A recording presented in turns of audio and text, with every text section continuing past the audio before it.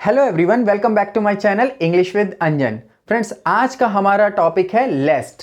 लेस्ट का मतलब होता है कहीं ऐसा ना हो कि, जैसे कि आजकल रेनी सीजन चल रहा है और हम बोलते हैं ना, छाता लेकर बाहर निकलो, कहीं ऐसा ना हो कि बारिश हो जाए और तुम भीग जाओ।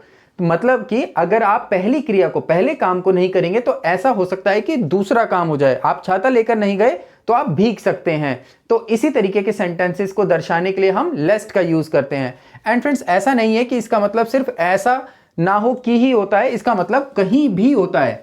जैसे कि देखिए, ये इसी का शॉर्ट वर्जन है, कुछ और नहीं है, सेम बात ही है। जैसे मैं इसी एग्जाम्पल को बोलूं कि छाता लेकर बाहर निकलो, कहीं बारिश हो और तुम भीग जाओ।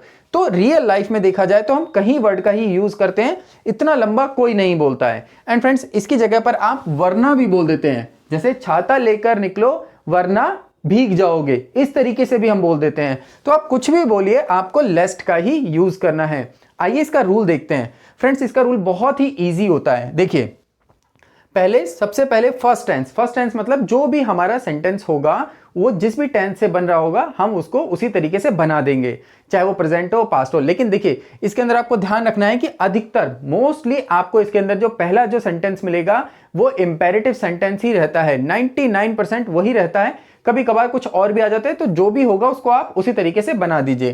प्लस हमें इसको किससे जोड़ना है? लेस्ट से जोड़ देंगे। अब जो दूसरा सेंटेंस होगा वो बनेगा subject plus should.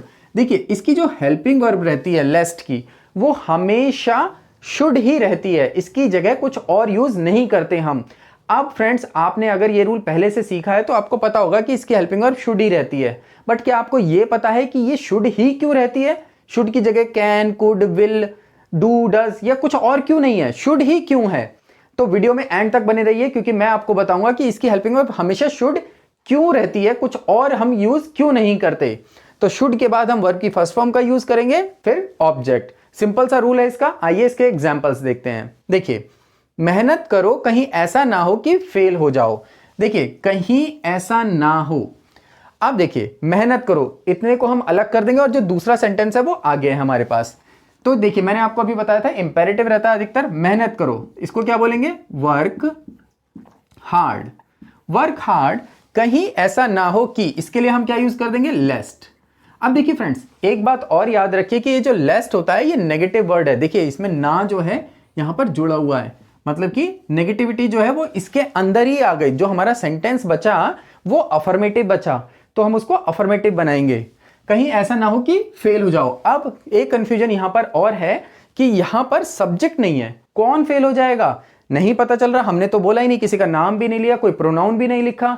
But friends, क्या होता है कि जैसे मान लीजिए अगर मैं ये सेंटेंस कहता हूं, तो मैं अगर बोल रहा हूं, मतलब बोलने वाला कौन होता है? First person. अगर फर्स्ट पर्सन बोल रहा है अपने सामने किसी से, तो वो हमेशा सेकंड पर्सन से ही तो बोलता है, और सेकंड पर्सन कौन होता है? हमेशा यू ही रहता है। तो हमारा यहां पर सेल्फ अंडरस्टूड सब्जेक्ट है यू।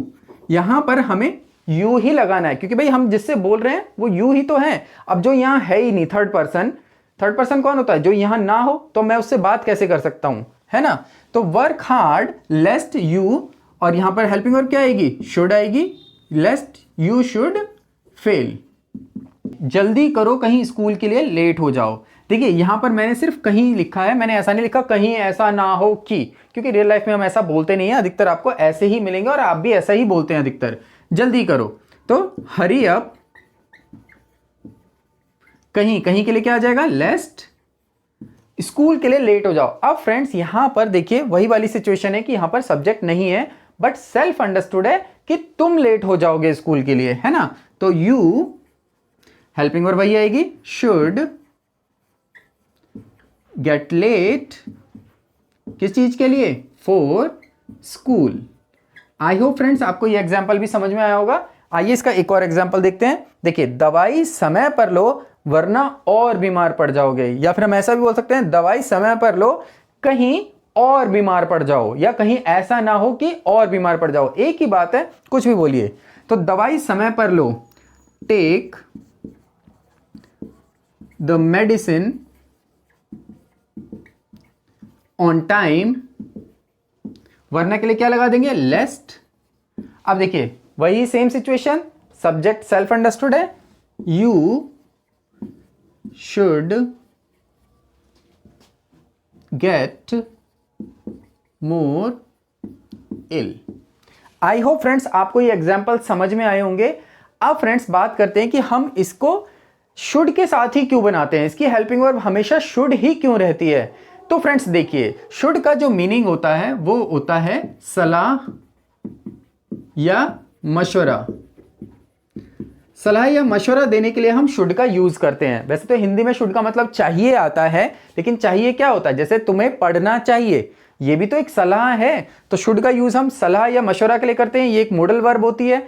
तो फ्रेंड्स यहां पर अगर आप गौर करें तो हम किसी को सलाह ही तो दे रहे हैं, मेहनत करो कहीं ऐसा ना हो कि फेल हो जाओ, मतलब कि पढ़ लो वरना तुम फेल हो सकते हो। तो मैं किसी को सलाह ही तो दे रहा हूं पढ़ने की या मेहनत करने की। जल्दी करो कहीं स्कूल के लिए लेट ना हो जाओ, मतलब कि मैं उसको सलाह दे रहा हूं कि जल्दी करो वरना तुम स्कूल के लिए लेट हो जाओगे, या फिर दवाई समय पर लो। तो इस तरीके से आपको ध्यान रखना है कि देखिए यहां पर हम सलाह दे रहे हैं।